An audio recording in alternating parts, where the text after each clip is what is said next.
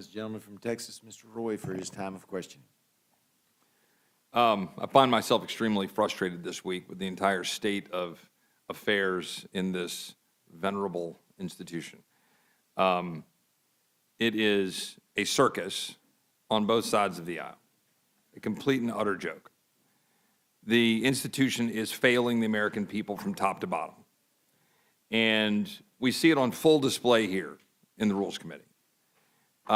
We have, on the one hand, the tragic failure of my colleagues on the other side of the aisle to recognize the unbelievable harms being posed to our children by these absurd laws, these absurd procedures that are being carried out on children. Chloe Cole, who came and testified in front of the subcommittee on the Constitution and the Judiciary Committee, who described in great detail on her birthday, testifying in front of that committee, I had a double mastectomy at 15. After my breasts were taken away from me, the tissue was incinerated. Before I was able to legally drive, I had a huge part of my future, womanhood, taken away from me. I will never be able to breastfeed. I struggle to look at myself in the mirror at times. I still struggle to this day with sexual dysfunction, and I have massive scars across my chest, and skin grafts that they took from my nipples are weeping fluid today, and they were grafted into a more masculine positioning. We need to stop telling 12-year-olds that they were born wrong, that they were right to reject their own bodies and feel uncomfortable with their own skin. We need to stop telling children that puberty is an option, that they can choose what kind of puberty they will go through, just like they can choose what clothes to wear or what music to listen to. Puberty is a rite of passage to adulthood, not a disease to be mitigated. It was powerful testimony by a woman who was de-transitioned. And it is extraordinary to me that my colleagues on the other side of the aisle can't recognize how ridiculous it is in our culture that we were doing this to children. At the same token, Republicans go around and preen and posture about limited government and about how far the federal government should go, and they will use a massive extension of the Commerce Clause and the instrumentalities of commerce to criminalize behavior. Like, we go around preaching that we shouldn't have more federal laws. We go around preaching that we shouldn't use a bastardized version of the Constitution where commerce was not supposed to mean federal criminalization. We're not supposed to have two sets of laws. We're not supposed to have federal criminal laws that are replicating what the states are supposed to do.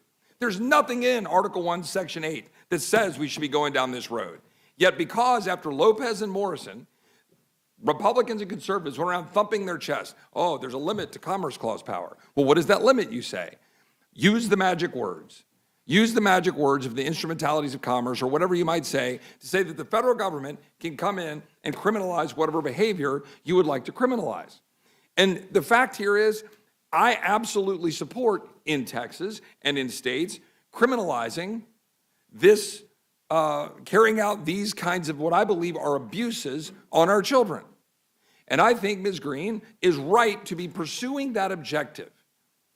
Ms. Greene took out her frustrations today in saying that my audacity to offer an amendment that tries to limit and tailor the scope of federal power by saying that perhaps it should be limited to federal property, perhaps it should be limited to actually crossing state lines, and perhaps, and I was being liberal in this construction, by the way, it should be limited to federal dollars and federal dollars that are flowing to the institutions in question. So now I've got, as sitting here, this paradox, right? I don't support this kind of behavior, and I think it should be criminalized. I also don't believe we should make a mockery of a limited Constitution in carrying out what is clearly a political message. That's the case. Marjorie was given this vote this week to buy her vote on the National Defense Authorization Act. Everybody knows it. It happened right there on the floor of the House. The majority leader said, Marjorie, would you like to have your bill brought up to the floor? And guess what? Got a yes vote on the rule for the National Defense Authorization Act. And that's the kind of shit that keeps happening around this institution all the time, including on our side of the aisle. And I'm sick of it. And I'm sick of what happened in the Judiciary Committee when we should have done it there.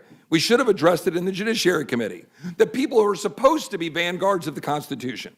And now we're sitting here and we're listening to nonsense about health care, where my colleagues on the other side of the aisle sit here saying, well, you guys aren't doing anything about the massive expensive cost of health care. Why do you think it's expensive? Because you literally cut a deal with insurance companies to run health care. You think that's going to run wild? Yeah, That's why they have 2,000% profit increases, and the American people can't afford to go to the doctor of their choice while we enrich insurance companies. And yet Republicans will complain about it, and then they'll offer milquetoast garbage like we're offering this week, and then go home at Christmas and say, look at what we're doing. We're campaigning on reducing health care. Well, congratulations. At some point, people will look at this body and say, maybe we should get rid of all 435 members of the House and all 100 members of the Senate and start over, because Congress is literally failing the American people. I yield back.